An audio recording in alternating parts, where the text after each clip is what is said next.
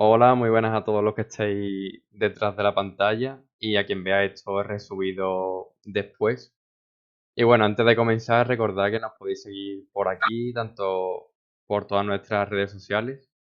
Y bueno, en el día de hoy tenemos un invitado que para nosotros es bastante especial, que bueno, ya lo estáis viendo en pantalla. Así que Dominic, si te quieres presentar para quien no te conozca. Bien, pues soy Dominique, soy de origen polaco, pero eh, estoy trabajando ahora mismo y viviendo en México desde hace 5 años, 15 años viviendo antes en España, en Valencia.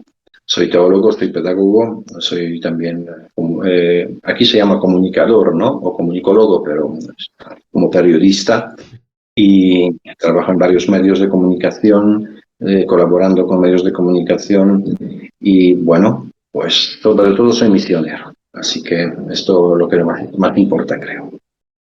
Vale, sí, digamos que tu camino principal en la vida es el de la misión, el de la teología y demás.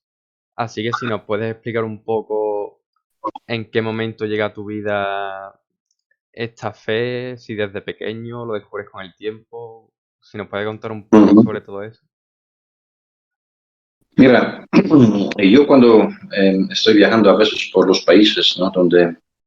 Donde los cristianos forman una pequeña minoría, ¿no? Pues la gente me pregunta, oh, ¿y cuándo descubriste tu fe? ¿O cuándo te convertiste? O lo que sea. No, es que yo soy de un país, de Polonia, ¿no? Es algo parecido a España, a México también, que la mayoría todavía es católica, cristiana. Entonces, para mí no fue un gran descubrimiento, fue una cosa totalmente natural, ¿no? Vivir la religión, vivir la fe con la familia, participar en los grupos juveniles, etcétera, etcétera. Tenía una formación religiosa desde pequeño, ¿no? Entonces, llega un momento que sí, que te decides, ¿no? Lo que quieres hacer en la vida. Eh, Así, yo pensaba en diferentes profesiones, pensaba incluso de una experiencia, ¿no? Con la policía, estaba pensando trabajar incluso como guardabosques, porque me encantaba la naturaleza, ¿no? Y todo, pero al final me decidí precisamente, ¿no? A algo más, al servicio a los demás, ¿no? Conocí unos misioneros, me encantaba todo tipo de viajes, ¿no? De las anécdotas que te contaban de África, de Asia, ¿no? Y quizás al principio no lo ves desde la perspectiva únicamente de la fe, ¿no? Como un servicio, como una misión, como una vocación, sino lo ves como, bueno, quiero ser otro James Bond, quiero ser otro Indiana Jones, ¿no? Ir un poquito por el mundo, conocer las culturas, lenguas, y bueno, así se comienza. Y luego, claro, durante la formación misionera y todo, pues, y durante los estudios, descubres que esto es algo mucho más, que esto no es un turismo religioso, que no es un turismo misionero, sino es realmente, ¿no? Trabajar con la gente, trabajar en las zonas quizás más desfavorecidas, zonas más olvidadas, más remotas de este planeta y así, descubrir de una forma natural, pero descubriendo hasta hoy, ¿no? Que no creas que esto es como ya, ¿no? Llegas a un punto, te has formado y ahora toda la vida, ¿no? Ya te dedicas a esto. No. Ser misionero es descubrir prácticamente los retos todos los días, porque dependen de la situación, dependen de la región donde estás trabajando. Ahora estoy en México, ¿no? Y 15 años antes en España. Es que no tiene nada que ver México con España. Y si voy a Asia o voy a África, no tiene nada que ver con México. Son diferentes culturas, son diferentes realidades, no totalmente diferentes, retos diferentes. Entonces hay que adaptarse, hay que aprender toda la vida. Vale, perfecto. Y en cuanto al recorrido académico para llegar a ser teólogo, ¿puedes explicar un poco cómo se puede llegar a ser? Si es como, por ejemplo, ser ingeniero, ser cualquier otra profesión, o es algo más peculiar Sí. que no es tan conocido. No, no es nada peculiar, ¿no? Sino que la carrera es totalmente como diferente, ¿no? Porque ser ingeniero, tú sabes perfectamente a qué te vas a dedicar, ¿no? Hacer medicina, pues ya sabes perfectamente que te vas a dedicar a la medicina, a una cierta área quizás de medicina. Sin embargo, ser teólogo es una cosa totalmente muy amplia, porque desde dar clases de religión en un colegio, por trabajar dentro de unas fundaciones, ¿no? O no lo sé, instituciones eclesiales, por atender a la gente, ¿no? La dirección espiritual, consejería, bueno, un montón de cosas. Imagínate que quizás, por ejemplo, aquí en Latinoamérica, ¿no? Donde estoy, el perfil de un misionero, porque yo no soy padre, ¿no? Yo no soy sacerdote, yo soy laico como ustedes todos, ¿no? Eh, Aquí no es muy conocido un teólogo laico, un teólogo seglar como cuando dices soy teólogo, pues la gente dice, ah, eres padre. No soy padre, no, y tienes que repetir 100 veces, ¿no? Que no soy sacerdote, soy misionero. Ah, entonces eres padre. No soy padre, soy laico, ¿no? Como ustedes. Y entonces aquí un poquito es un choque, ¿no? Pero en Polonia sí, y en algunos países europeos, la teología es una carrera bastante recurrida, créeme, bastante, porque te da muy amplio conocimiento de la realidad del mundo, filosofía, teología, psicología, todo esto entra, ¿no? En los estudios de historia de la iglesia, un montón de cosas, cuestiones morales, ¿no? Entonces, muchos, por ejemplo, compatriotas míos están estudiando teología también para dar clases, por ejemplo, de religión en los colegios. Es igual como en España, ¿no? Que la religión entra incluso en la enseñanza en los colegios públicos. Entonces, para ser profesor de religión tienes que tener estudios, no un curso o una preparación de 1 o 2 años, tienes que tener una carrera de teología, no una licenciatura o maestría o como sea. Entonces, la cuestión es que muchos polacos lo hacen precisamente por dar clases, ¿no? Por otro lado, por ejemplo, los teólogos también nos bastante solicitan, o bueno, tenemos la facilidad luego de trabajar, por ejemplo, en los medios de comunicación o en algunas empresas de recursos humanos, ¿no? ¿Por qué? Porque precisamente la teología te da un cierto conocimiento humano también, ¿no? Y unos ciertos conocimientos universales. No solamente se limita a una área muy estrecha, sino es muy amplia. Por lo tanto, créeme que ser teólogo no es un problema, por ejemplo, encontrar el trabajo, buen trabajo en Polonia y en algunos países, ¿no? Y mi trayectoria, pues mira, yo entré a la teología jovencito, con 18 años, precisamente después de la prepa. Estudié 2 años de filosofía, luego interrumpí, trabajé en la radio, trabajé en los medios de comunicación, regresé, hice la segunda parte, en total en 5 años. A la vez estudiaba pedagogía, ¿no? Periodismo nunca he estudiado periodismo, hice algunos cursos, algunas preparaciones, pero mira, los caminos me llevaron a trabajar en los medios, ¿no? En grandes medios, y hasta hoy me dedico mucho, ¿no? Siendo teólogo, pedagogo, misionero, pues sigo trabajando con los medios de comunicación y feliz. Sí, sí, o sea, al final es compatible tu formación en teología y demás llevarla al conocimiento de los demás, ¿no? Que yo creo que es básicamente lo que haces también más allá de tu vida misionera, ¿no? Sí, mira, Alejandro, ahora mismo, por ejemplo, ahora esta época de la pandemia, ¿no? Esta época de la pandemia a mí me como despertó otra vez como teólogo, ¿no? Porque yo como antes de la pandemia, antes de coronavirus, bueno, me dedicaba a los medios, me dedicaba a unas ciertas conferencias, pero último año me dedico muchísimo simplemente a escuchar a la gente. Y no es una mentira, ¿no? La gente conocidos o hijos de los conocidos me llaman porque están hartos, ¿no? De estar encerrados en la casa. No se vuelven locos algunos, así de claro, porque no estamos acostumbrados a vivir en la soledad, no estamos acostumbrados a vivir, ¿no? Encerrados en 4 paredes, ¿no? Y aquí en México todavía es mucho mejor que en España, porque si alguien conoce un poquito la infraestructura, ¿no? de los países latinos, pues ve que la gente, poca gente vive en los edificios, ¿no? Sino la gente tiene casas. Entonces, cuando vives en la casa tienes un patio detrás, ¿no? Vives en un coto privado, una urbanización, pues puedes salir, pero hubo una época en España que no podías salir a la calle, ¿no? Era una prohibición. Entonces, ¿qué? Si gran parte de la gente vivía en un edificio de 12 plantas o lo que sea, su espacio, así como al aire libre, sí tenía una terraza de 2 por 2 metros cuadrados, ¿no? Imagínate vivir un chavo de 14, 15 años, ¿no? Con hormonas hasta explotar, con una energía impresionante, encerrado en esto delante de la computadora, o perdón, ordenador, ¿no? Viendo las clases virtuales, pues si a mí me costaba, imagínate a los jóvenes o a los adolescentes.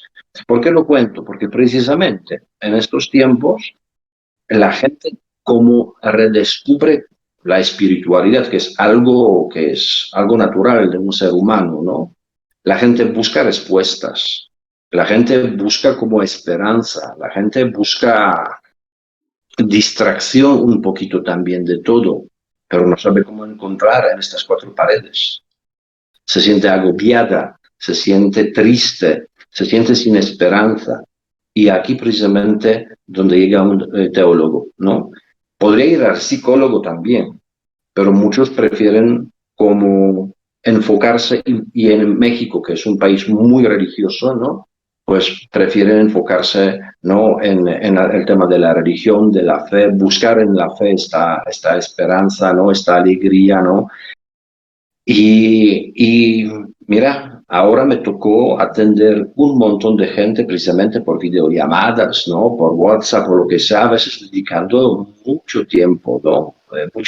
Mucho tiempo, incluso por las noches, para tranquilizar a alguien, para simplemente, a veces ni tranquilizar, escuchar. Lo que hoy yo creo que muchos necesitamos es que todo el mundo quiere hablar, pero pocos quieren escuchar.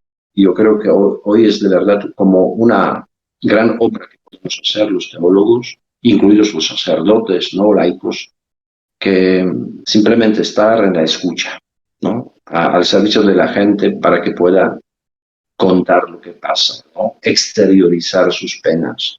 Y mira, podemos hacer buen trabajo.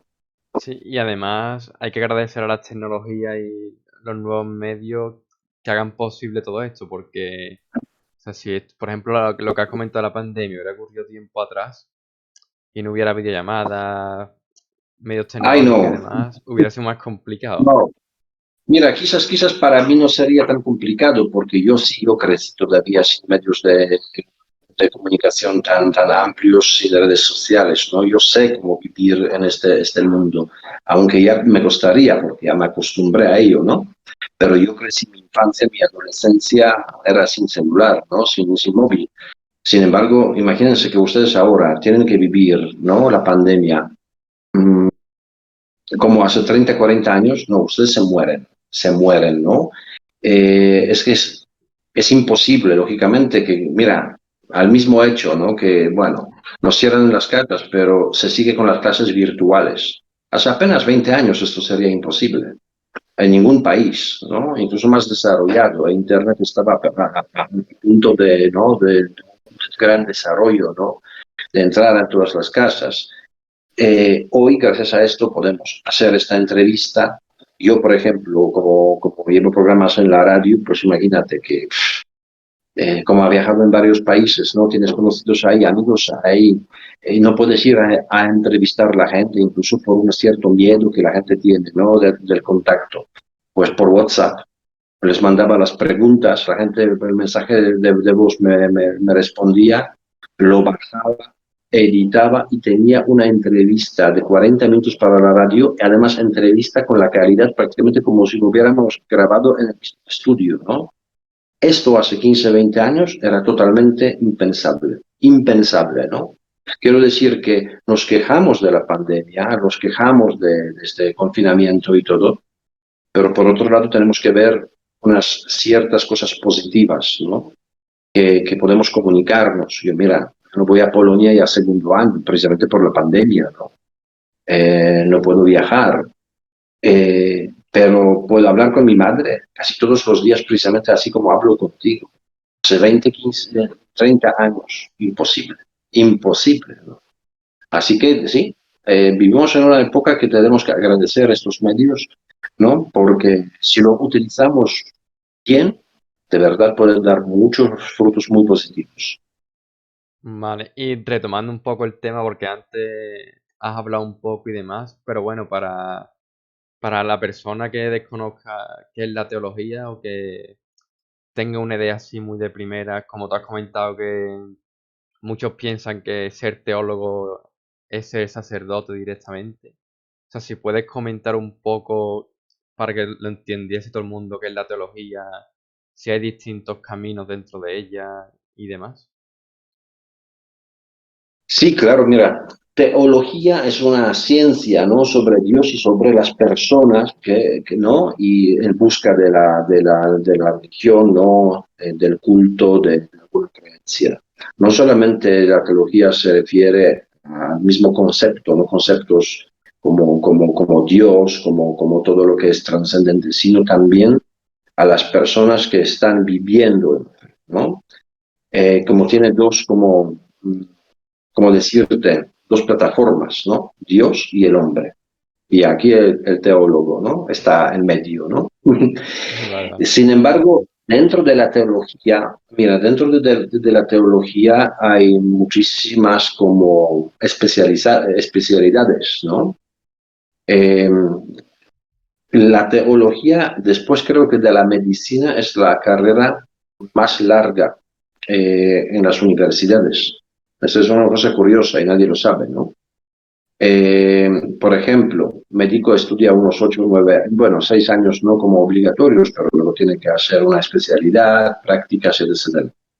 Pero los sacerdotes, para ser sacerdote tienes que estudiar igual 6 7 años, ¿no? En México hasta más, hasta llevan a 8 9 años de estudios y prácticas. Entonces es una carrera bastante complicada. ¿Por qué es bastante complicada? Porque mira, yo te voy a contar y te vas a tener entonces como una respuesta, ¿no? Con un ejemplo. Yo trabajaba en una escuela, ¿no? Eh, y era profesor de religión. Tenía compañeros que eran profesor de matemáticas, otro profesor de geografía, otro profesor de historia o profesor de historia, ¿no? Y cuando los alumnos tenían preguntas de historia, iban a preguntar a la profesora de historia. Cuando uno tenía problemas con matemáticas, buscaba las respuestas con el profesor de matemáticas, ¿no? A mí me llegaban con todo tipo de preguntas, con todo tipo de preguntas. Quiero decir, Dominique, ¿y los anticonceptivos como la iglesia? Ya, claro, para hablar sobre los anticonceptivos, yo no soy médico, ni sexuólogo, ni nada de esto. Pero claro, ellos preguntaban, ¿y la iglesia qué piensa de esto? Ah, ok. Y tienes que buscar, no solamente dar la respuesta teológica, sino buscar algo sobre los anticonceptivos, prepararse, porque los chavos no son tontos, saben mucho, ¿no? Entonces, si les das pregunta tonta, te van a ver como tonto. No, tienes que aprender las cosas, ¿no? Y Claro. decir las cosas como son, ¿no? Esto es. Dominic, pero el Copérnico sobre cuando descubrió, no lo sé, que el mundo, no sé, no, y ahora venga, astronomía, ¿no? Tienes que ver un poquito de astronomía, ¿no? Pero, Dominic, y para la iglesia, esta Inquisición y todo esto, coño, historia, ¿no? Tienes que, ¿no? Estudiar un poquito de historia. Ay, Dominic, pero tengo un problema, sabes que mis padres, ahora, coño, ¿cómo se llama? Psicología, ¿no? Un montón de cosas, un montón de cosas, porque a la profesor de religión te venían con todo tipo de problemas y preguntas. Lo que no hacían sobre los anticonceptivos, no preguntaban a la profesora de historia. Sobre las matemáticas tampoco le preguntaban a ella, sobre la astronomía o geografía o lo que sea, no le preguntaban a la profesora de matemáticas, pero a mí sí, porque Dominica es verdad que la iglesia en Camboya no lo sé qué, ay madre mía, ¿no? ¿Dónde está Camboya? ¿No? Y esto, ¿sabes? Es buenísimo, porque te exige tu propia autoformación. ¿No? No te puedes quedar con unas ciertas cosas, lo que has aprendido hace 15 20 años, has terminado la teología, te dieron el diploma, ¿no? En la universidad y eres todo. No, no. La teología es vivir día a día. y es que hay que formarse, hay que prepararse. ¿Qué ha dicho el Papa la semana pasada? ¿No? Tienes que saberlo, porque la gente a veces no, el Papa ha dicho, y dices, anda, pero tú, en serio, no, que el Papa, ¿no? Y a veces solamente la gente lee los títulos, ¿no? Y, el Papa ha dicho que no, no sé qué, ya se aprueba, no sé. A ver, vamos a ver, ¿no? Tienes que estar al corriente de todo. Tienes que estar al corriente de la situación política, de la situación económica, quizás no tanto, pero política, ¿no? Situación social. Eh, enterarse todo lo que está pasando a tu alrededor, ¿no? Estar pendiente de los problemas reales, ¿no? Imagínate que, por ejemplo, este tipo de algunos vicios, ¿no? Ahora ha subido muchísimo por el tema de jóvenes aburridos, jóvenes encerrados, se les acumula un montón de problemas. Cuando estás haciendo deporte no piensas en tonterías, ¿no? Cuando sales con los amigos no piensas en tonterías, ahora encerrado das 1000 vueltas de la misma tontería, ¿no? Surgen preguntas y surgen dudas. Tienes que estar al corriente, ¿no? Por lo tanto, también hay especialidades, como en la medicina, también hay especialidades en teología. Y además, muy estrechas especialidades. Si ahora nos ponemos a hablar sobre la Biblia, pues chico, tendría que prepararme muy bien, porque sí, tienes un conocimiento bastante amplio, pero no específico sobre los detalles. Y los biblistas también no es que es un biblista, no, es un biblista especializado solamente en el Una Antiguo parte. Testamento. Otro en, claro, historia de la iglesia, ¿no?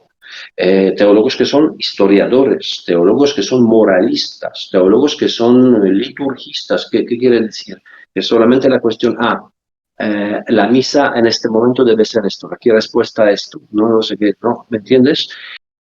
Son de verdad especialidades muy como enfocadas en algunos problemas teológicos, y esto también es bueno, ¿no? Esto es también bueno. Quiero decir, en la teología te da muchísimas posibilidades de un desarrollo también personal, ¿no? No solamente como científico, sino un desarrollo personal. Vale, y has hablado un poco de que has sido profesor de instituto de religión y demás. Así que si nos puedes contar un poco qué has aprendido o cómo has crecido como persona enseñando a... Son adolescentes a los que tú dabas clase, ¿no?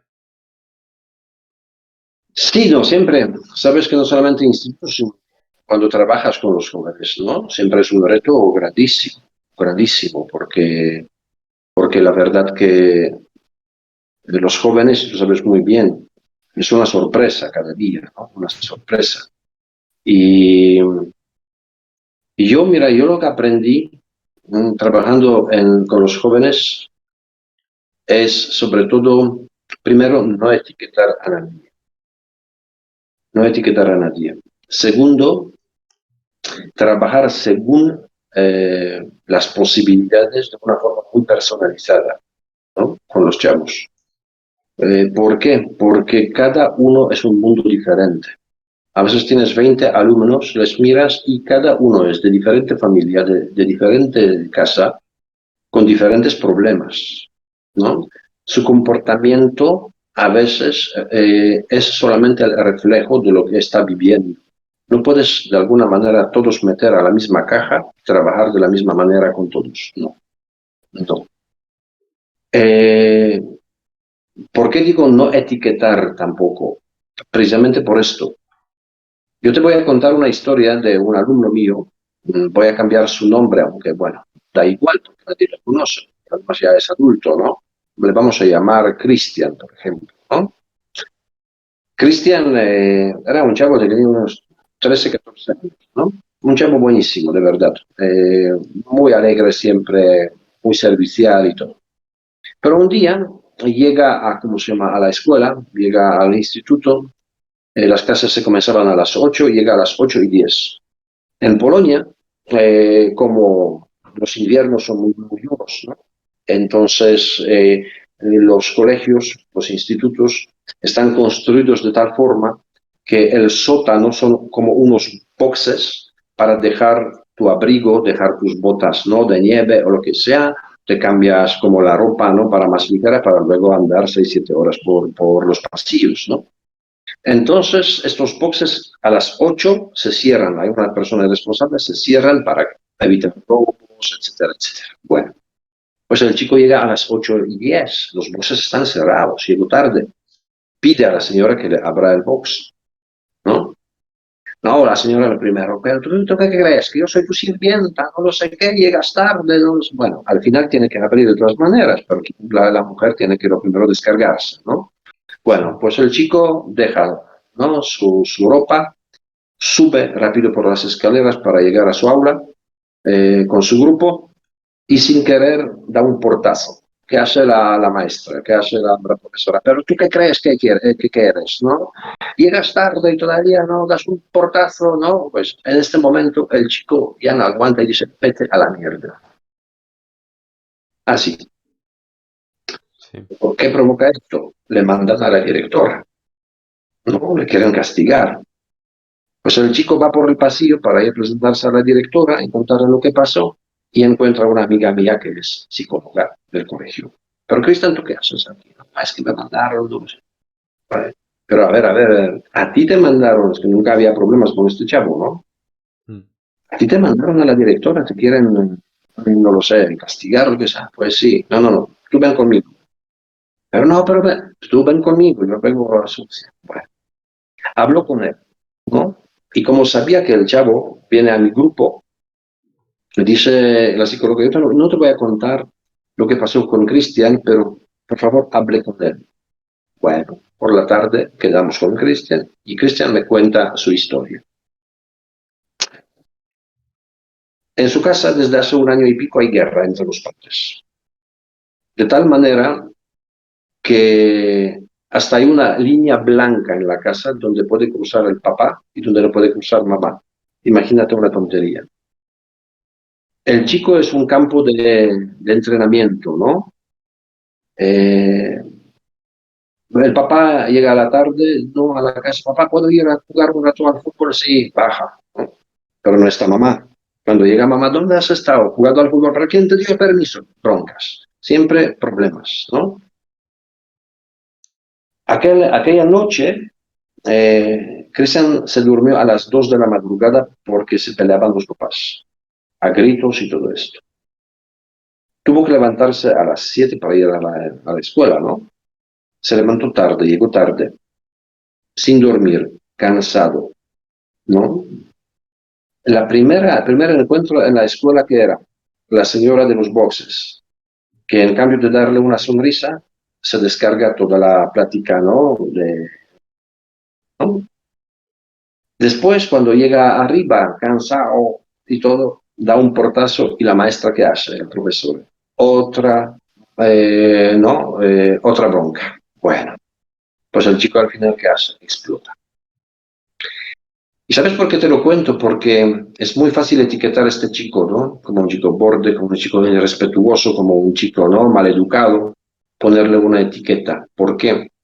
Porque todo el mundo en la escuela conoce la historia de Cristian desde las 8:10 de la mañana. Nadie se preguntaba por su historia antes de las 8:10 de la mañana. Quiero decir que Claro. puedes encontrar en los colegios, en las escuelas, chavos que son violentos, chicos que tienen problemas, chicos que son callados, chicos que son avergonzados, chicos que te ignoran totalmente como si no existieras, ¿no? Pero nadie se pregunta por qué. Solamente les etiquetamos, ¿no? Y yo creo que, mira, el trabajo con los jóvenes me enseñó esto, ¿no? Tener mucha paciencia, porque detrás de cada persona hay una historia, porque detrás de cada persona hay unos problemas que quizás para nosotros son problemas para reírse para los adultos, pero para este chavo son problemas existenciales, ¿no? Para su edad tiene un problema existencial.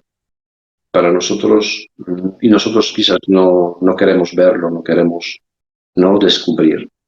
Entonces yo creo que esto fue descubrir en cada persona como, ¿no? Como el rostro de Cristo, descubrir en cada persona que es irrepetible, una persona que es de verdad, ¿no? Impresionante, excelente, eh, pero tiene sus fallos y hay que ayudarles, hay que acompañarles. Sí, claro, al final, en la historia que has contado, que así de primeras puede parecer que el joven este, Christian, que le hemos puesto de nombre, es culpable por lo que hizo, pero era el primer inocente, ¿no? Porque no era más que una víctima de lo que llevaba traído de casa. Exacto, exacto, exacto. Y sí, o sea, lo que dice lo veo muy importante porque al final, o sea, detrás de cada cara que tú ves como profesor, o sea, yo lo he visto desde el prisma de alumno, pero, por ejemplo, en España las clases son muy genéricas y no se atienden a las necesidades personalizadas de cada uno. Entonces, pues, llega la frustración, los problemas escolares, sociales, y creo que es importante lo que comentas. Sí, Alejandro, pero también hay que tener en cuenta otra cosa, ¿no? Que a veces igual, ¿no? Esperamos de los profesores, maestros, sacerdotes, ¿no? Unas actitudes extraordinarias, ¿no? Pero también tenemos que saber que detrás de cada sacerdote, de cada profesor, de cada maestro, también hay una historia. Claro, Quiero claro. decir que, mira, tú llegas a veces como al instituto, ¿no? Por la mañana y ves 30 caras, unas aburridas, otras bostaceando todo el rato, ¿no? Y dices, bueno, pero yo también me acosté a las 3 de la madrugada quizás porque mi madre se estaba, ¿no? Porque estaba mal. O porque tengo un niño pequeño, ¿no? Que no deja de llorar toda la noche. Y a veces como alumnos también, unos se olvidan que el maestro también tiene su vida, Sí, sí, ¿no? Que lo, también se tiene sus problemas. A mí me pasaba lo mismo, ¿no? 4 días a la semana, llegaba con una sonrisa, ¿no? Con chistes, ¿no? Y llegaba un día que la gente me dice, ¿y este qué le pasa, no? ¿Por qué te levantas cansado, con malhumorado, ¿no? Y no sabes qué te pasa, ¿no? Un bajón así, ¿no? Y quieres mandar todos al carajo, como se dice en España, en México, ¿no? Y tienes que aguantar a estos 30 bestias, ¿no? Y ellos te tienen que aguantar a ti. Entonces, créeme que eh, ser pedagogo y ser buen maestro, buen profesor, es una misión, una vocación impresionante. Si alguien lo hace solamente por dinero, no, va a entrar en unas profundas depresiones, ¿no? Y grandes decepciones. Hay que entender al joven y el joven también tiene que entenderte a ti, pero es de verdad una convivencia y esto a veces olvidamos, ¿no? En la enseñanza de hoy, que es ser buen maestro, es acompañar, no solamente dar una materia y desaparecer, es acompañar, ¿no? Entender, ayudar. Pero hoy le hemos perdido este sentido de la educación. vale, y un tema que tenéis aquí para preguntarte y que viene al hilo de lo que estamos hablando. O sea, tú, con tu experiencia que has tenido en diferentes países, en México estás ahora, en España, en Polonia, ¿percibes que hay una falta de responsabilidad social en cuanto a ayudar a los demás? O sea, ¿crees que se es muy egoísta consigo mismo la sociedad? O no sé si me explico. Sí, perfectamente, perfectamente. Mira, yo creo que sí. Estamos viviendo en un mundo un poquito no egocéntrico, un mundo más egoísta, ¿no? Ayer he leído una frase muy buena que decía que el hombre fue creado para ser amado y las cosas fueron hechas para ser usadas. La razón por la que el mundo está en caos es que porque estamos amando las cosas y usando a las personas, ¿no? Es al revés, amando las cosas Claro. y utilizando, usando a las personas. Y hoy en la realidad es esto, ¿no? Que buscamos más el confort de la vida, buscamos como, mientras yo estoy bien, el mundo no importa, ¿no? Los problemas sociales no importan, mientras yo estoy bien. Pero mira, yo creo que dentro de cada uno de nosotros hay sobre todo la bondad. Y sobre todo los jóvenes, ustedes tienen de verdad, ¿no? Una actitud todavía eh, muy abierta a la sociedad. ¿Quién está hoy luchando por los derechos de no lo sé qué? Aquí en México se ve que ¿no? los jóvenes participando en las actividades altruistas, actividades benéficas, ¿no? Caritativas, un montón de chavos. Sino como decía San Juan Bosco, ¿no? Que el alma de un joven es como una guitarra. Hay que tocar, saber qué cuerda tocar para que suene bien, ¿no? Y yo creo que esto es lo que hoy necesitamos, ¿no? Y necesitamos todos, ¿no? Redescubrir en nosotros estos valores humanos, ¿no? Ser más generosos con los demás, estar pendiente de los demás, mucho más ahora, durante la pandemia, ¿no? Cuando hay tanta gente sola que a veces tiene miedo de ir a hacer compras. Yo te voy a contar una historia, también una historia breve que a mí me chocó bastante, ¿no?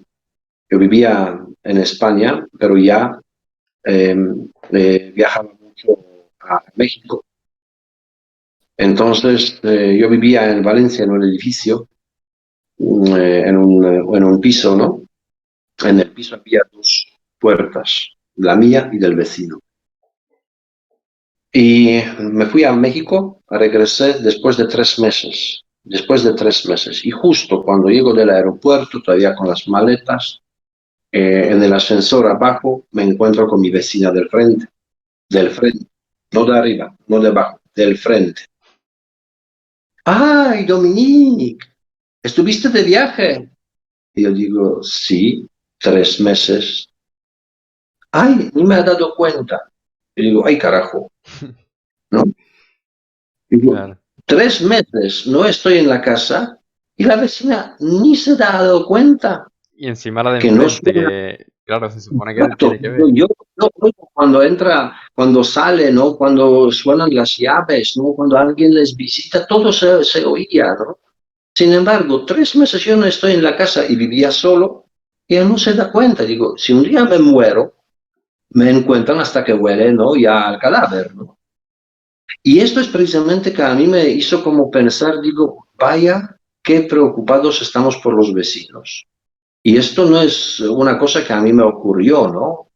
No, no. En Europa cada vez tenemos precisamente personas mayores totalmente olvidadas por sus familiares, por sus vecinos. Nadie se preocupa que no está, que no le veo unos días para llamar, ¿no? Para preguntar. No me importa.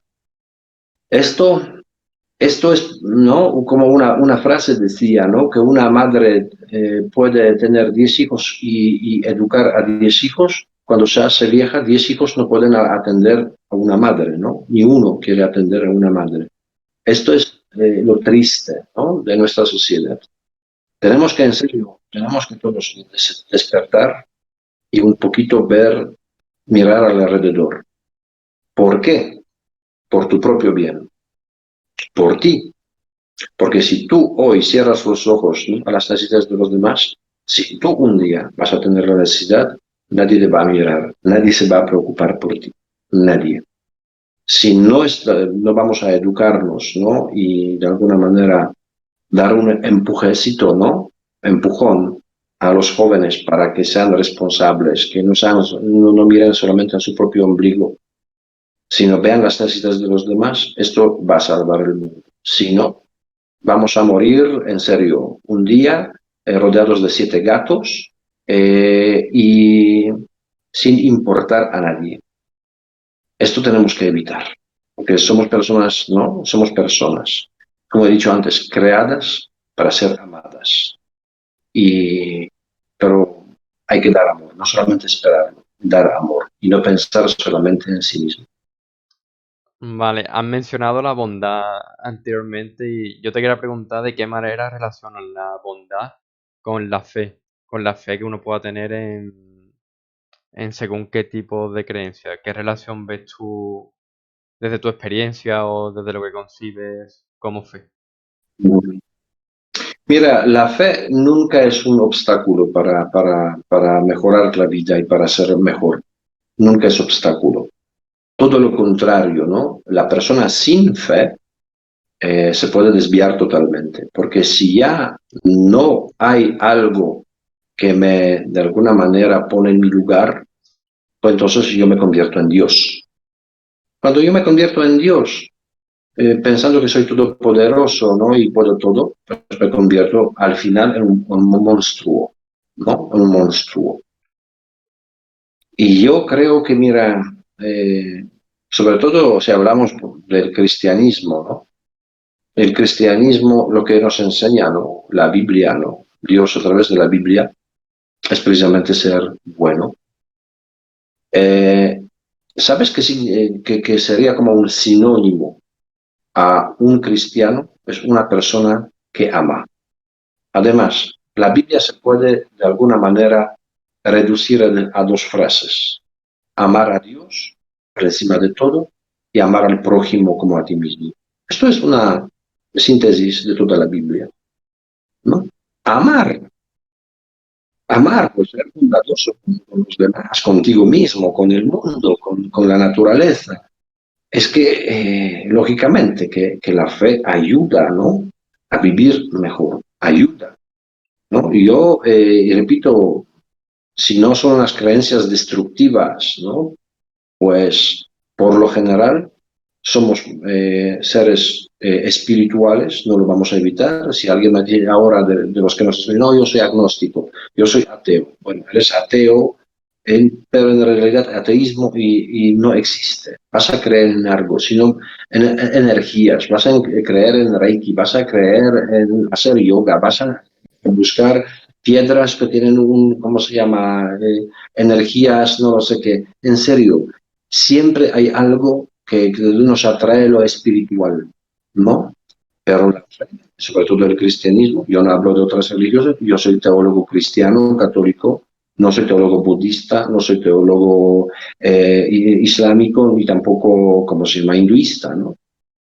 Yo puedo decir, y de mi experiencia de trabajo, experiencia, ¿cómo se llama? Personal, que la fe sí nos ayuda a ser más bondadosos y sobre todo nos enseña a amar. Lo hacemos luego. Pues eso ya es cuestión no personal. Si cumplo mi fe, cómo la veo, pero en sí mismo, la religión y la fe cristiana sí nos enseña a amar, ser buenos. De acuerdo. Y en cuanto al cristianismo que lo acabas de mencionar, o sea, yo sé de ti porque te escucho en alguna que otra entrevista que eres muy insistente con el tema de los cristianos olvidados, perseguidos y demás. También con el cristianismo camuflado en Occidente. Si puedes dar tu punto de vista, ¿por qué crees que pasa? O si, ¿por qué crees que hay tan poca compasión en según qué países? No sé, cuéntanos. Mira, eh, hoy, ¿no? En el pleno siglo XXI, cuando estamos luchando por los derechos, ¿no? De todos, hay un derecho que se llama derecho a la libertad religiosa y es el derecho menos defendido por los especialistas. Y hoy podemos hablar de unos 350 millones de cristianos que viven en los países donde hay persecución y discriminación religiosa. Eh, Últimos días, ¿no? En los medios de comunicación sale mucho del tema de Afganistán, ¿no? La posesión de la toma de Palacio Presidencial, de Kabul, ¿no? Por los talibanes. Pero nadie, por ejemplo, se pregunta por la existencia de los cristianos en este país. Pues yo te puedo decir que en este país, donde hay 99,9% de musulmanes, el cristianismo está prohibido. Si tú quieres convertirse del Islam al cristianismo, es pena de muerte, literalmente, pena de muerte. En el país solamente había 2 sacerdotes y unas 3 monjitas, estas de Madre Teresa de Calcuta, ¿no? ¿A quién atendían? Sobre todo los sacerdotes atendían a los extranjeros y al cuerpo diplomático de diferentes países. No podían atender, por ejemplo, a los mismos afganos. Esto, lo que hablo de Afganistán, está pasando en muchos países, ¿no? Sobre todo en los países donde hay mayoría musulmana. Eh, Intenta ir a Marruecos, que no está tan lejos, y vete con una Biblia y mira, si tú vienes un marroquí a Sevilla, ¿no? De donde eres tú, y te regala el libro del Corán, que le vamos a pegar porque te ha dicho, porque te ha regalado un Corán, no, lo recibes hasta que lo puedes leer. Pero Claro, vete tú a Marruecos y en la calle ves a una persona que vende, yo qué sé, helados y regálale una Biblia. No, vas a la cárcel, vas a la cárcel. No puedes regalar una Biblia a un musulmán porque es un intento de quebrantar su fe. Entonces, esto no es libertad religiosa. Esto no es libertad religiosa, ¿no?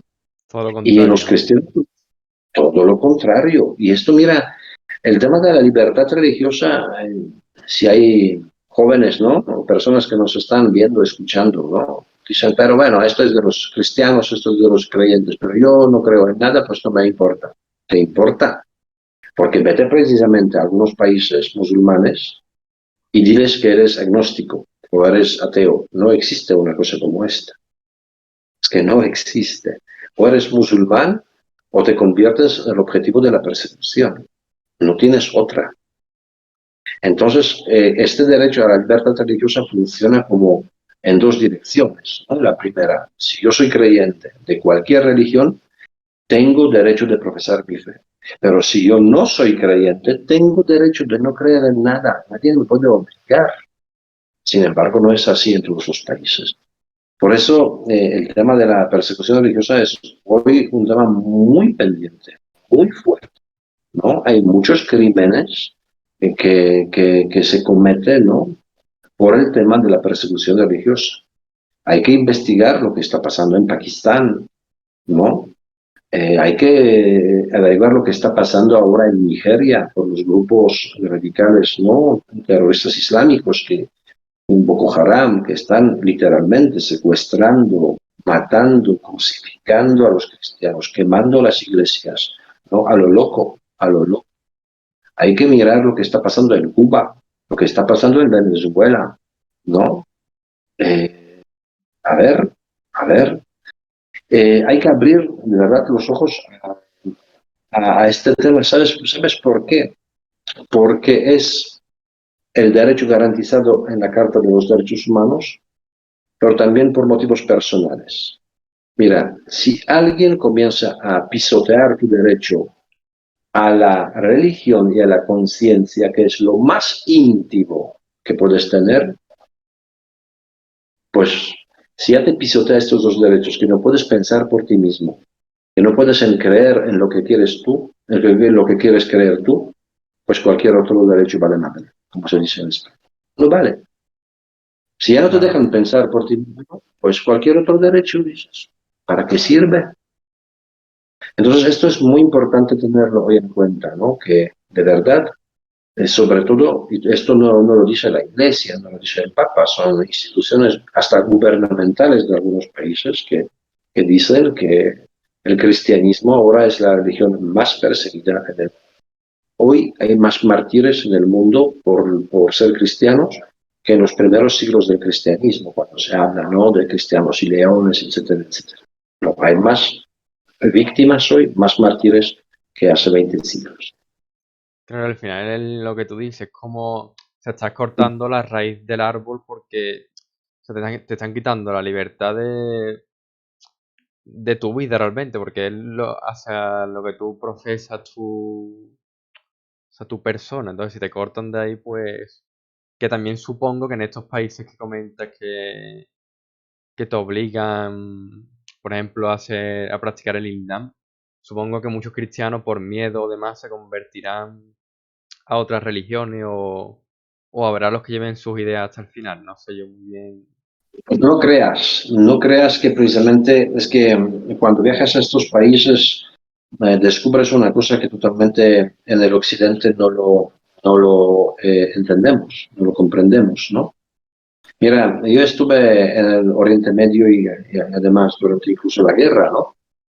Estuve en Nigeria, estuve en la India, estuve en Bangladesh, bueno, No lo digo para ponerme, ¿no? Como soy de Medallita. explorador, ¿no? De niño, Sí, sí. medallita, ¿no? Sino que lo digo de experiencia de estos viajes, ¿no? Que iba a los países donde los cristianos sustituyen una muy pequeña minoría, ¿no? Mm.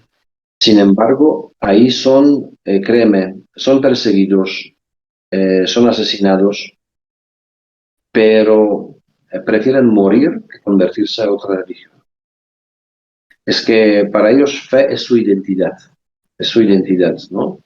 Claro. Entonces ellos nos miran a nosotros en el occidente viendo cómo vivimos nuestra fe y están asustados, ¿no? Están asustados porque para ellos, créeme que si hace falta morir, no buscan la muerte, no buscan el martirio, si se puede lo evitan, pero en el momento que no pueden huir y tienen que elegir entre convertirse, por ejemplo, al Islam o morir, créeme, prefieren morir. Y hay muchos mártires, familias enteras, porque para ellos es un valor superior en todo esto. Es que como para uno, ¿no? Dices, no, pero qué tontería morir por España. Como qué tontería. Si un soldado jura, ¿no? Y ama a su patria, es capaz de morir por su patria. Si un cristiano ama a Jesucristo, ¿no? Y es consciente de su fe, es capaz de morir, ¿no? Para defender su fe. Así que son cosas que ya nos olvidamos, repito, ya como dejan de ser como importantes en nuestras vidas, ¿no? Los valores principales. Claro, sí. O sea, además cuando tú amas algo en la vida, o sea, al final yo creo que la conclusión que sacamos de esto es que mucho antes de estar muertos en vida, porque si se convierten, por ejemplo, van a estar vivos, pero ya no es su vida, digamos, porque lo han matado en vida, podríamos decir, ¿no? Entonces Hey, prefieren terminar y fuera.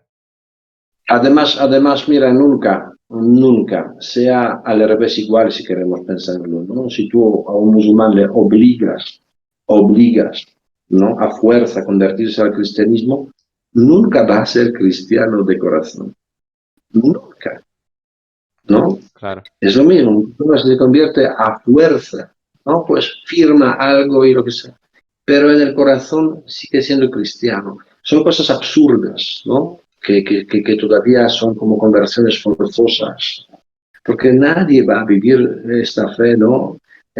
Forzosamente no adquirida, si no es de corazón. Son cosas absurdas, pero desgraciadamente están ocurriendo. de acuerdo. Pues mira, cambiando un poco de tema, me gustaría hablar de, o sea, de ayuda a la iglesia necesitada, si no lo he dicho mal, que trabajas en esta organización y si puedes explicar un poco sus orígenes, a qué se dedica, cómo ayuda, de qué manera y demás. Uh-huh. Mira, es una fundación, ¿no? Del Vaticano que está desde hace 75 años casi ya trabajando, ¿no? En el campo de misiones.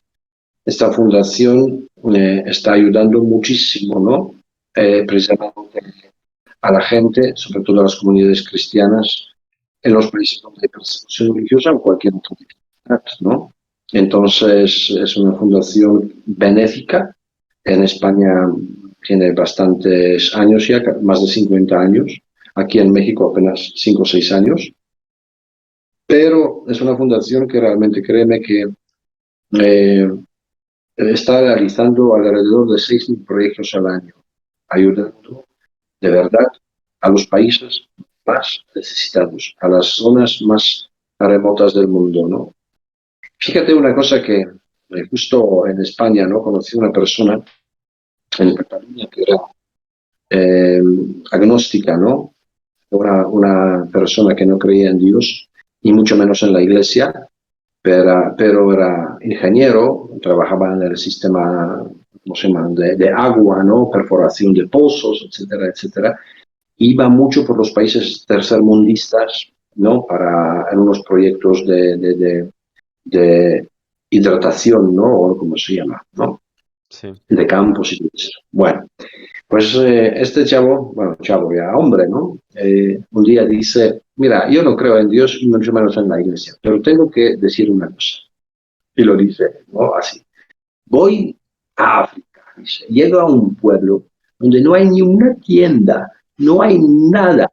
Dice, no llega electricidad y ahí tenemos que estar 3, 4 días, ¿no? Perforando lo que sea. Y de repente veo una capilla, veo un orfanato, veo un ambulatorio médico, veo, dice, una escuelita, y dice, coño, y todo lo llevan unas misioneras o unos curas católicos, ¿no?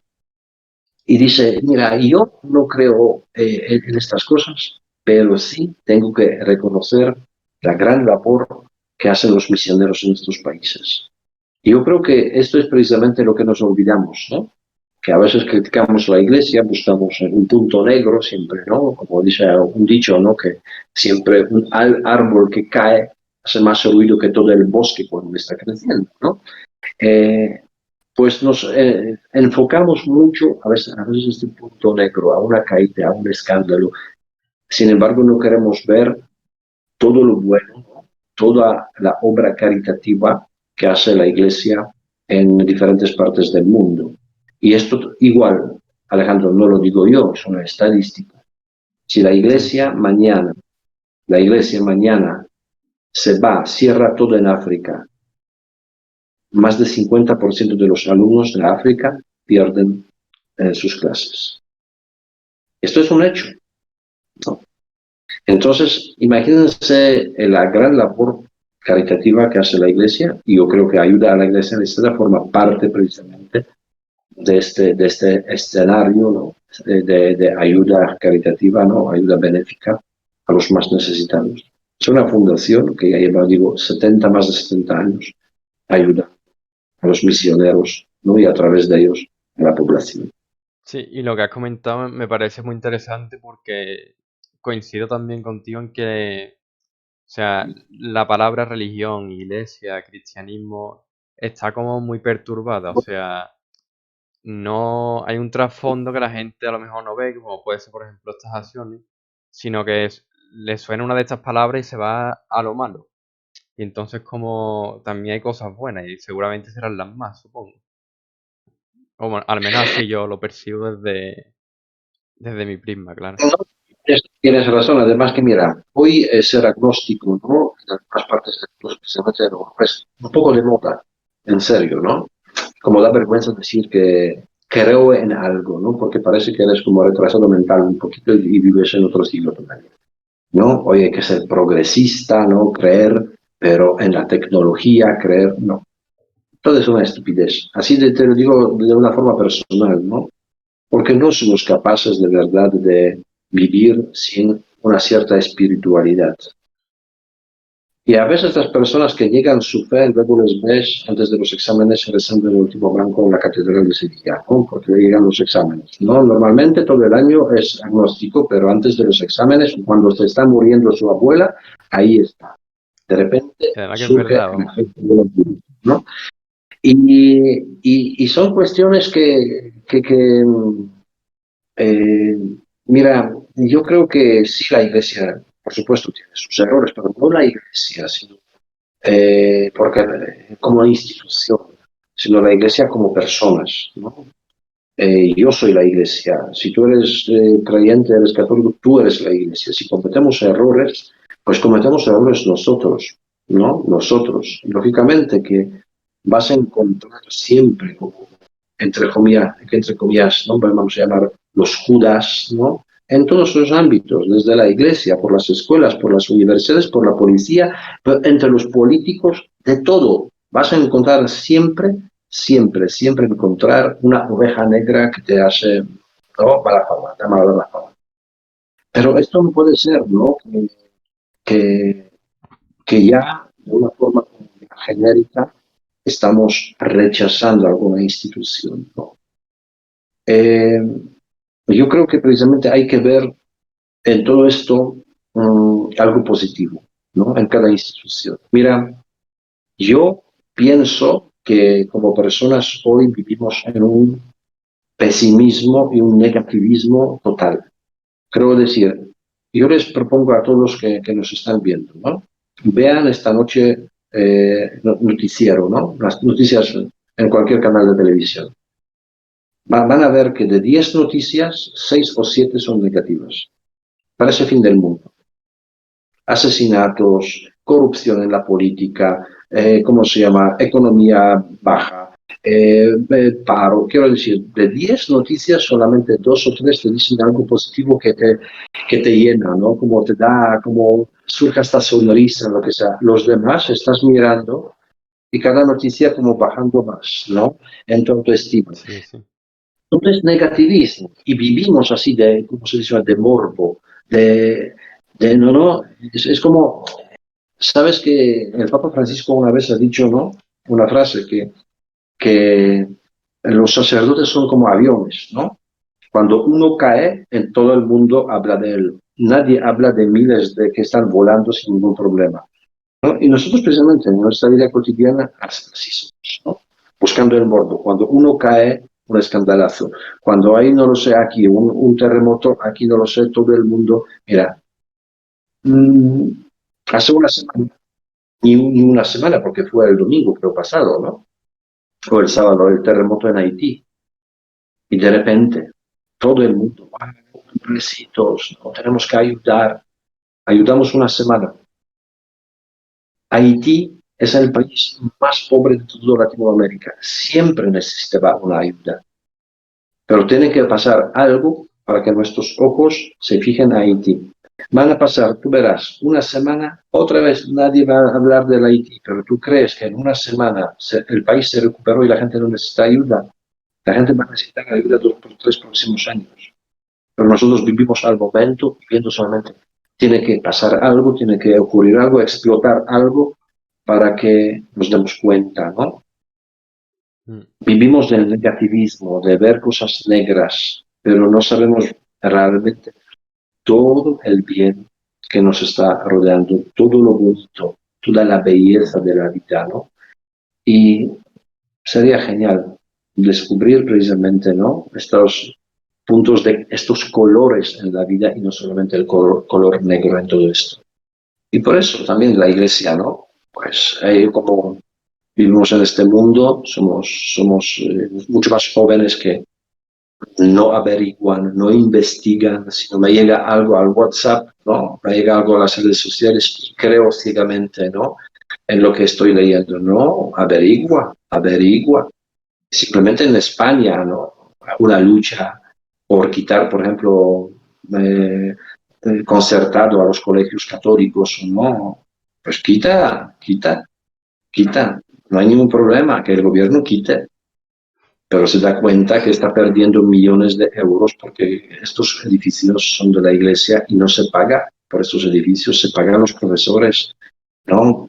A ver, quita estos privilegios, entre comillas privilegios, y construye centenares, miles de colegios ahora públicos para dar educación, o sea, a 2 o 3 millones de alumnos que están en los colegios concertados o privados, ¿no? A veces son mucho hablar sin pensar, ¿no? La iglesia deberá hacer mucho bien, pero hay que averiguarlo, hay que investigarlo y no solamente concentrarse en un pequeño punto negro, que sí puede ocurrir, lógicamente, pero no es el único. Vale, perfecto. Pues mira, si quieres vamos a pasar con dos frases que... Bueno, la primera es, te la escuché a ti, pero no sé si es tuya o es de otra persona, que decía, déjate mirar por Cristo. Y además tenía como un texto que lo explicaba y demás, así que sí, el déjate mirar por Cristo, si puedes explicar un poco el trasfondo que tiene. Mira, eh, esta frase, ¿no? Repito, si somos personas, ¿no? Que buscamos la verdad y aunque a veces podemos caer, ¿no? Podemos bueno, estar mucho tiempo en la lucha, ¿no? En la búsqueda, pero esta frase lo va a entender una persona que busca. Déjate mirar por Cristo. La mirada de Cristo es una mirada amorosa, es una mirada misericordiosa, es una mirada de amor, es una mirada de perdón. Si estamos leyendo, ¿no? Los evangelios, eh, Cristo no etiquetaba. Cristo estaba con los más pobres, Cristo estaba con los más necesitados, Cristo estaba con los más pecadores, ¿no? Déjate mirar por Él, porque a veces hasta nos falta una autoestima, ¿no? que todo el mundo no me abandonó, todo el mundo piensa mal de mí quizás, todo el mundo se ha vuelto loco, y déjate mirar por Cristo. Entonces vas a sentir, ¿no? Que no. Yo soy creado para ser amado y Cristo me ama, Cristo me perdona. Puedo caer lo más bajo, Él siempre me espera, ¿no? Con su perdón, con su misericordia. Créeme que, Alejandro, esto suena muy como muy espiritual, muy religioso, pero también, si lo miramos desde el punto de vista como psicológico, la fe nos ayuda a levantarnos, ¿no? Sabiendo que Dios me mira, que Dios me perdona, que Dios me cuida a pesar de todo, ¿no? Me hace más persona, me hace mirar al mundo de otra manera, ¿no? Porque detrás de la mirada de Cristo hay esperanza. Yo diría con esto, ¿no? Déjate mirar para vivir en la esperanza, en el amor, en el perdón. Esto te hace, va a ser mucho mejor persona. Vale, y la otra que tenía por aquí era que... Un segundo aquí. Decía que la oración puede cambiar el mundo. Si... ¿Puedes explicarla también? Para una persona que no reza, esta frase es absurda, ¿no? Claro. Y por eso, en serio, es absurda, ¿no? Porque a veces creemos demasiado en nuestras propias fuerzas, ¿no? Y pensamos que nuestro activismo va a cambiar el mundo, solamente en nuestro activismo. Sin embargo, mira, para una persona creyente, la oración, la espiritualidad tiene que ir en par con el activismo, con las obras, ¿no? ¿Por qué? Mira, yo creo que todo el mundo que nos ve, que nos escucha, tú incluido, saben quién es Madre Teresa de Calcuta, ¿no? Y todo el mundo piensa, wow, Madre Teresa de Calcuta, ¿no? Salía a las calles, recogía a maribundos, ¿no? Salvó las vidas de tantas personas, creó tantos orfanatos, tantos, ¿cómo se llama? Tantas leproserías. Y todo el mundo habla de la gran obra de la Madre Teresa de Calcuta, entre comillas, ¿no? Vamos a utilizar este término, activismo de una misionera. Pero nadie habla que la Madre Teresa todos los días se levantaba a las 4:30 de la madrugada y 3 primeras horas estaba rezando, incluido la misa, oración personal, ¿no? La reflexión de la palabra de Dios. Si no fuera por estas 3 primeras horas, como yo digo, para actuar tienes que cargar, ¿no? Enchufarte a la electricidad Sí, para cargarte. Porque si no estás cargado, créeme, hasta el activismo te puede agotar totalmente. Te descargas rapidísimo. Sin embargo, cuando estás cargado, ¿no? Con la oración, ¿no? Y crees en su poder, aunque hay dificultades, sigues adelante trabajando. Alejandro, ser misionero, por ejemplo, y ser una persona que trabaja, por ejemplo, en las situaciones a veces tan complicadas, es un desgaste, ni te puedes imaginar, un desgaste humano. Porque vas a los territorios, mira, y yo ayer he recibido al menos 3 mensajes de personas que necesitan ayuda urgente. Una ayuda urgente, o es por tema de salud o por el tema de la familia o lo que sea, una ayuda económica. Y tú dices, es que yo no puedo hacer, yo no puedo ayudar a todo. Esto te desgasta totalmente, ¿no? Llegas a un poblado, ¿no? Y ves los niños descalzos, los niños con, no lo sé, con ropa sucia, lo que sea, y dices, bueno, yo puedo ayudar quizás a uno a comprar los zapatos, a dos, pero no a 150. ¿Me entiendes? Es un desgaste. claro. Y llega un momento que hasta si lo haces solamente en puro activismo, no te deprime y dices, a la mierda todo, regreso a la casa y no quiero ver estas cosas, ¿no? Pero si detrás de todo esto hay oración, sabes que tú no eres salvador del mundo. Y sabes que no solamente no es dar a alguien algo material, sino a veces les vale mucho más tu acompañamiento, tu sonrisa, que les hace mucho más feliz que un par de zapatos. Créeme que es así. Entonces, la oración da fuerza para cambiar el mundo, ¿no? La oración es algo que te hace mejor, ¿no? Que si tú crees, pues es la oración cuando tú hablas personalmente con Dios. Y qué más bonito puede ser hablar con Dios. No solamente hablar, hay que saber escucharle, ¿no? Y esto es la oración. Entonces, al menos probemos, no nos avergoncemos de esto, porque miren, y con esto voy a terminar, ¿no? Esto que quizás nosotros, yo creo que los otros cristianos católicos somos como más avergonzados de nuestra fe. Y yo en varias ocasiones, viajando a los países, por ejemplo, árabes o a Israel, ¿no? En el aeropuerto ves, por ejemplo, judíos, ¿no? Y llega su hora de volar y sabes cómo ellos se besan, ¿no? Así con todo el cuerpo. Están rezando en el aeropuerto y llega un momento, ¿no? De las oraciones ¿cómo se llama? De los musulmanes. En el puro aeropuerto, en la calle donde sea, ponen su alfombrita, ¿no? Hacia la Meca, ¿no? Dirección a la Meca, se arrodillan y hacen sus oraciones. Y, no, y de alguna manera nadie se atreve a decir que imbéciles, ¿no? ¿No? Pero tú ves un cristiano, un católico, yendo por la calle rezando rosario y te da risa, como dices, pero es de qué hace, ¿no? Pues lo mismo que ¿cómo se llama? Que con un judío o un musulmán. Está rezando. Entonces, ¿por qué a veces tenemos miedo, tenemos vergüenza de expresar nuestra fe, ¿no? En Dios? ¿Por qué tenemos vergüenza? Esto nos hace mejores personas, ¿no? Y nos da fuerza, de verdad, fuerza para cambiar este mundo. A pesar, repito, de las dificultades que vamos a encontrar, la oración nos va a ayudar a seguir adelante.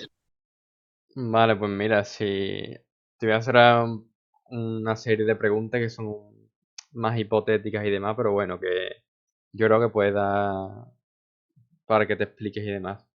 O sea, con esto último que has comentado, ¿qué le dirías a esa persona que ve que la oración es algo como muy abstracto, muy ficticio, que no es pragmático en la vida práctica después? ¿Qué le dirías? Que pruebe, simplemente que pruebe, que se atreva, ¿no? Que experimente la oración y se va a dar cuenta qué diferencia hay, ¿no? No podemos opinar o de alguna manera como ya descartar, ¿no? Como que es una tontería, ¿no? De los abuelos o rezar o no, no, no. Poner etiquetas, ¿no? Como comentabas antes. Exacto. No. Intenta, date, por ejemplo, 3 semanas, ¿no? De leer todos los días un fragmento del Evangelio, pensarlo, reflexionarlo y decir que Dios, no, a Dios algunas palabras, ¿no? Buscar la respuesta en la Sagrada Escritura, ¿no? Date este gusto de experimentar. Y si ves que dentro de 2 o 3 semanas no ves ningún cambio, no ves que algo te tranquiliza, que algo te hace mejor, que no más reflexivo, mejor persona, pues déjalo. En serio. Pero yo estoy seguro, si experimentas, ves una cosa impresionante. Y yo voy a contar una breve anécdota, brevísima. Sí, sí, no te preocupes. Eh, una, una vez vino aquí un joven, ¿no? A México. Bueno, México es mexicano, pero vino a visitarme, que no es cristiano, no es cristiano. Pero yo una vez digo, mira, yo voy un momento a la capilla del Santísimo, ¿no?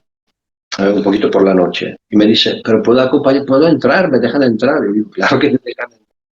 No, pero si no quieres, no tienes que ir conmigo. Yo no estoy aquí para... No, pero yo quiero ir.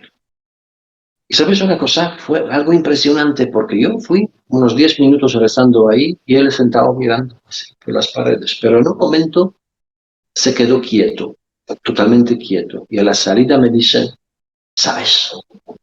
No lo sé qué pasa, pero siento una paz interior. Siento algo extraño.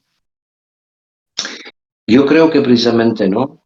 Eh, Hay que dejarse amar por Dios, mirarse por Dios y experimentar la oración, ¿no? Mm, experimenta, experimenta y vas a ver el cambio. Vale, y la otra pregunta que tengo yo por aquí es la última. Si, esto ya es una pregunta muy hipotética, pero bueno, si de la Biblia pudieras traer un personaje al presente y conversar con él durante un tiempo, ¿a quién traerías y por qué? Yo creo que si pudiera, pues con todos, ¿no? Pero, pero sabes que a mí siempre me llamaba mucha atención un personaje muy insignificante de la Biblia, muy insignificante, ¿no? No lo sé si alguien recuerda, ¿no? Una historia de la Biblia donde un chico joven, rico, se acerca a Jesús y dice, oye, ¿qué tengo que hacer ¿no? Para salvarse, para llegar a la perfección, ¿no? Y Jesús le dice, pues, deja todo y sígueme. Y él le miró, ¿no? Y simplemente se apartó con tristeza. Se fue con tristeza. ¿Por qué? Porque, como dice la Biblia, porque tenía muchas riquezas. Pero esta palabra, ¿no? Que deja todo y sígueme. Y eso te va a hacer feliz, ¿no? Eso va a ser perfecto. Y el joven, como no quiere hacerlo, se aparta, se ve, pero se va, pero triste. A mí me gustaría precisamente, ¿no? Encontrar a este joven y preguntarle, ¿y qué pasó con tu vida? ¿No? ¿Por qué te fuiste triste? Esto es una pregunta que creo que sería una respuesta para mucha gente de hoy. A veces las cosas materiales, ¿no? Nos apegamos tanto a las cosas materiales que ya no queremos ver algo trascendente, que ya, no, ya hasta rechazamos el amor, no solamente amor de Dios, sino amor de otras personas. Las cosas materiales a veces nos hacen tan, personas tan ciegas, tan egocéntricas, tan egoístas, y parece que con esto vamos a ser felices. Pero en realidad yo creo que cada vez más somos más tristes. Y vemos que puedo comprar una cosa que me hace me da alegría, ¿no? Por 3 días, por 4 días, y luego qué, y luego qué, Claro, lo importante ¿no? está dentro, digamos, ¿no? De cara a la felicidad. Exacto. Por eso te digo que esta sería el personaje, yo creo que me gustaría como compartir un tiempo y que me cuente, y que me cuenta, ¿no? ¿Por qué no quiso dejar todo? ¿Qué se sintió después? ¿Qué fue con su vida después? Vale, pues perfecto. Bueno, pues Dominic, hemos estado 1 hora y 20 por aquí. Si yo ya he acabado con el guión que tenía, si quieres comentar algo, no sé, o sea, desde aquí agradecerte por pasarte por aquí. Y bueno, ha sido un placer tenerte por aquí con nosotros. Pues muchas gracias, Alejandro, por la invitación. Mira, yo no soy consciente, ¿no? Que el tema de que lo hablamos eh, a veces es un tema muy incómodo para algunos, ¿no? No estamos acostumbrados a hablar de la religión, ¿no? No estamos acostumbrados a esto, como evitamos el tema, ¿no? Porque es un tema que choca, que avergüenza. Pero mira, no se puede evitar este tema y no lo evitemos nunca, porque en realidad buscamos una espiritualidad y buscamos algo trascendente que es nuestra vida. Además, mira, si tú me preguntas cuál es la pregunta más frecuente de los chavos, por ejemplo, en cualquier país del mundo y más en el occidente, cuando encuentran a un teólogo, cuando pueden dialogar con un teólogo, pues es la pregunta, ¿y qué hay después de la muerte? Todos vivimos como felices, pero no, y como despreocupados, ¿no? Pero llega un momento y muchos momentos, cuando ves que ha muerto alguien de la familia, cuando ahora se mueren tantas personas por la pandemia, cuando hay un accidente y se mueren niños y como se llama, y jóvenes, de repente te preguntas, ¿y qué hay después? ¿Hay algo después? ¿No? Y esta pregunta ya significa que somos personas que buscamos, ¿no? Algo más que esta vida, ¿no? Y no tenemos que tener vergüenza, avergonzarnos, ¿no? tener miedo, ¿no?, de buscar la respuesta. Y la respuesta está precisamente en la religión. Y si vivimos ya en un país donde vivimos y el cristianismo es la religión que hemos conocido, quizás al menos en la infancia, busquemos la respuesta, ¿no? Eh, bueno, pues yo deseo a todos que de verdad que encuentren la felicidad en su vida, ¿no? Y ese auténtico sentido de la vida, ¿no? Y que sean buenos, al menos que intenten ser buenos. Claro que eso es lo importante al final, ¿no? Bueno, pues dicho esto, repetí que ha sido todo un placer, agradecerte de nuevo. Y bueno, muchas gracias a los que habéis estado por ahí. Y bueno, que creo que no te lo he comentado, pero el programa después lo resubimos a YouTube, colgamos clips y demás, así que por ahí lo verá más gente y demás. Así que dicho Muy bien. esto, muchas gracias y hasta la próxima. Adiós. Gracias, Alejandro, y un abrazo a todos. Igualmente.